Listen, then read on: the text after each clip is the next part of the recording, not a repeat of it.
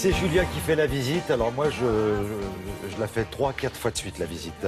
Surtout que ce que vous allez voir est assez impressionnant. Hein. Ouais, que la lumière soit, et bien là, si vous aimez la lumière, vous n'allez pas être déçu. Exactement, c'est ça. C'est une invitation vraiment à jouer avec la matière. Et ce qui est intéressant dans cette exposition, c'est que finalement, c'est vous qui la faites. Les installations artistiques qu'on vous propose ne réagissent que parce que vous passez à côté.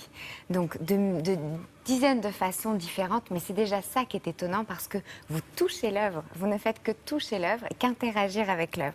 On va y retrouver 10 installations à la frontière entre art et science. Alors, moi, je vais vous parler magie et poésie, mais c'est vrai qu'il y a une vraie notion mathématique dans cette exposition qui s'appelle XYZT, paysage abstrait. Alors, XYZ, les 3 dimensions, T pour le temps, c'est là où va s'arrêter mon explication scientifique, ou alors il faut que j'appelle les frères Bogdanov. Mais c'est vrai que moi, très bien pour moi parce que je suis assez limitée, je suis un petit peu dans ce domaine, un peu juste. C'est vraiment très insolite. On est vraiment la personne qui va jouer avec cette exposition, puis surtout on est dans le noir.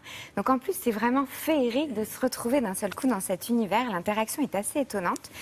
Il faut aller où pour la voir? Alors c'est au Palais de la Découverte, c'est jusqu'au 3 janvier, donc vous avez du temps, Palais de la Découverte dans le 8e arrondissement. Ça répond à certaines questions, par exemple un volume peut-il être plat, peut-on voir l'invisible, vous voyez un peu des considérations presque philosophiques finalement.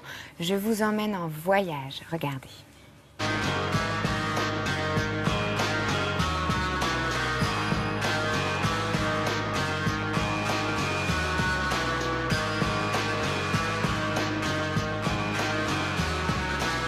Vous vous trouvez au Palais de la Découverte dans une exposition qui s'appelle XYZT, les paysages abstraits. Ici sont présentées une dizaine d'installations artistiques et nous nous promenons dans un paysage de lumière recomposé, un paysage virtuel.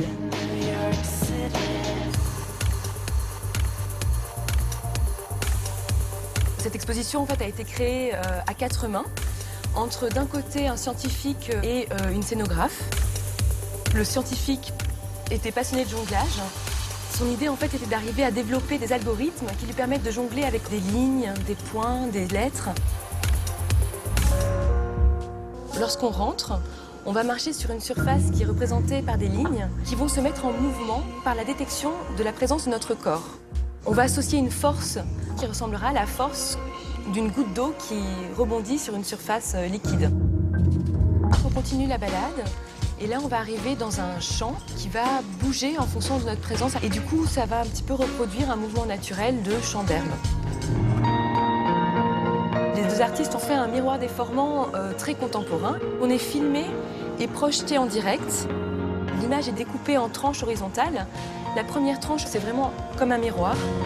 La tranche suivante a un décalage de 1/60 de seconde, la suivante aussi, et puis la dernière a 5 secondes de décalage, ce qui donne l'impression qu'on a une démarche spectrale.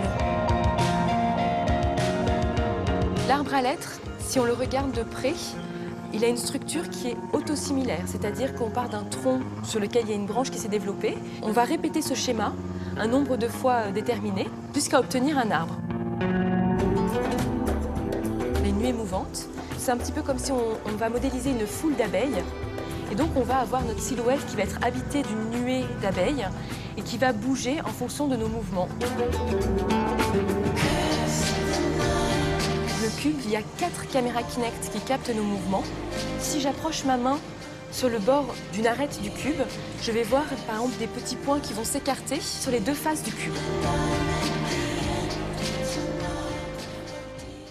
En fait, nous sommes les metteurs en lumière de notre propre spectacle. C'est très joliment dit et c'est exactement ça. On se retrouve dans un univers différent à chaque installation qu'on va traverser ou toucher. C'est vraiment un voyage incroyable. C'est jusqu'au 3 janvier 2016 et c'est au Palais de la Découverte à Paris.